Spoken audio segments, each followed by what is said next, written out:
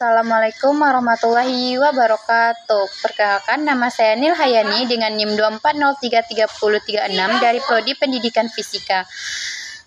Baiklah, di sini saya akan mewawancarai salah satu dosen favorit yang ada di Prodi Fisika, yaitu Bapak Hamdi.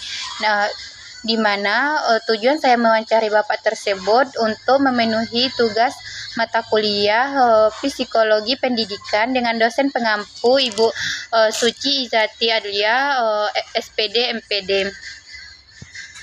Baiklah Pak, izin sebelumnya perkenalkan, nama saya Nil Hayani dari Prodi Pendidikan Fisika dengan NIM 2403336. Di sini saya akan mewawancarai Bapak untuk memenuhi tugas mata kuliah Psikologi Pendidikan.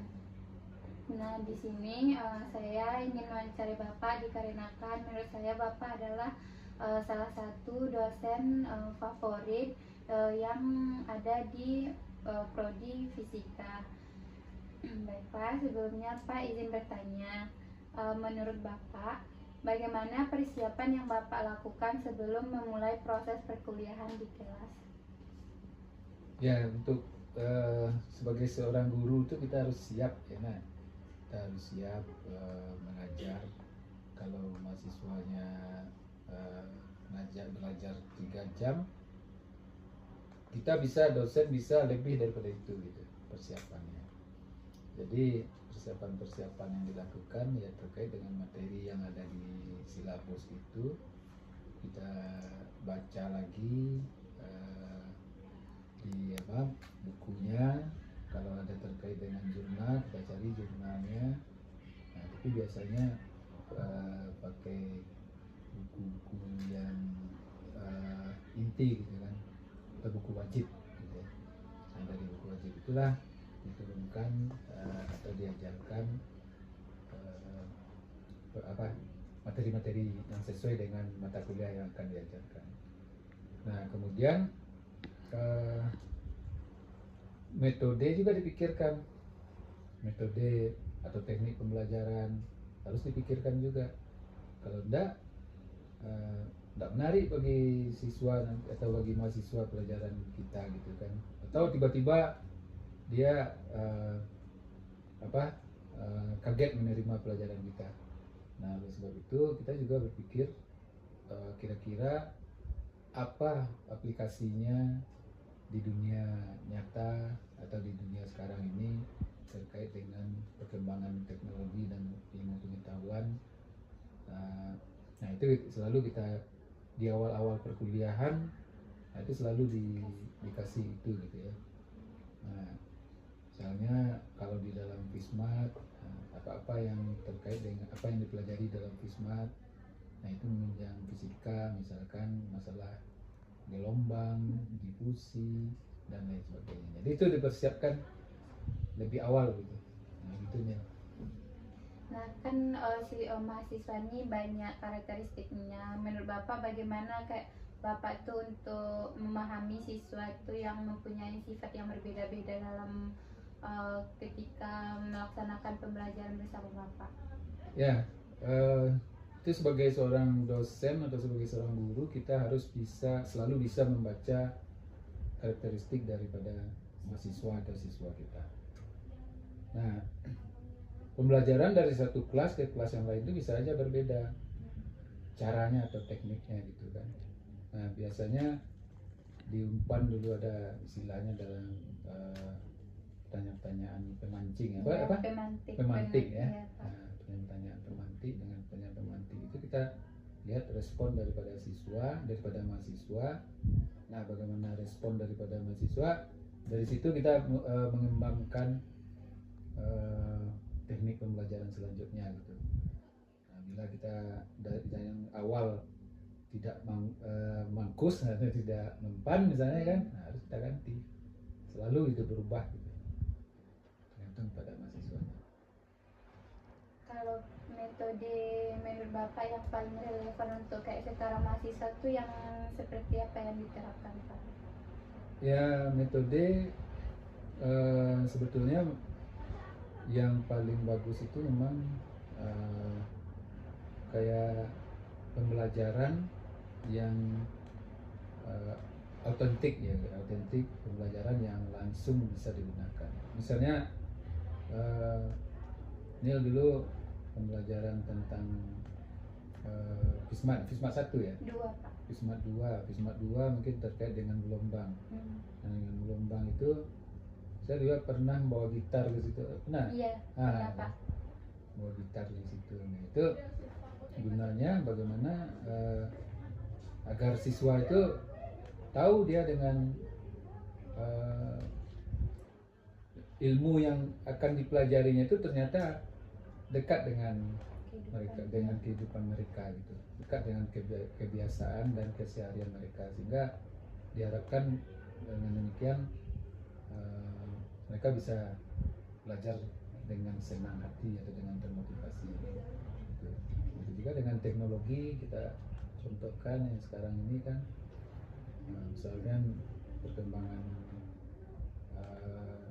di teluk itu kan, peperangan itu konsep-konsep fisika, matematikanya yang diperlukan untuk perkembangan teknologi senjata dan sebagainya.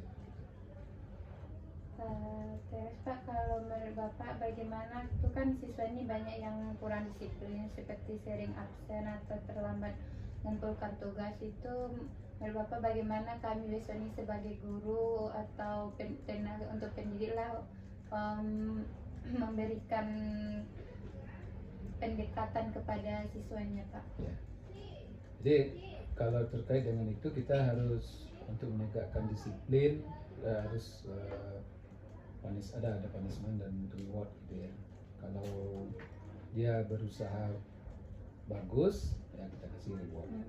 Tapi kalau dia mengacukan atau melalaikan tugas-tugas yang kita berikan, sering tidak datang juga, itu kita harus lakukan, berikan punishment kepada mereka.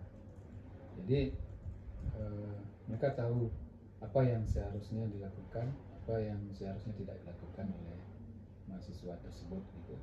Nah, tentu ini dibicarakan di awal pembelajaran. Biasanya kita melakukannya pada waktu kontrak perkuliahan, di awal-awal di minggu-minggu pertama gitu kan. Nah, selanjutnya kita siapkan sistemnya dan kita laksanakan gitu. Ya, kapan perlu, misalnya yang terlambat, misalnya pernah saya terapkan, kalau duluan saya masuk nggak boleh lagi yang mahasiswa datang gitu. Ada pernah diterapkan seperti itu. Tapi itu berkembang sesuai dengan perkembangan aja. Oke Pak, terima kasih saja pertanyaannya.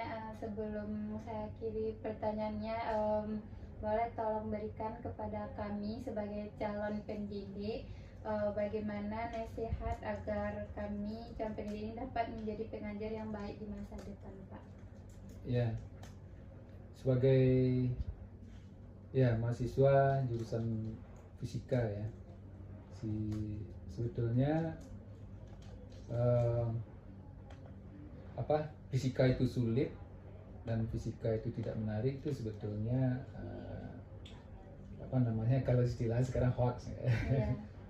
Ya, sebetulnya fisika itu adalah menarik dan sangat berguna di masyarakat. Apapun fisika, apapun di lingkungan kita pasti ada fisikanya. Mulai dari badan kita, tubuh kita kan, lingkungan kita, di lokal, kendaraan, alat-alat komunikasi, laptop dan sebagainya. Nah, itu konsep-konsep fisika, penuh dengan konsep-konsep fisika. Jadi tidak ada alasan sebetulnya untuk tidak menyenangi fisika.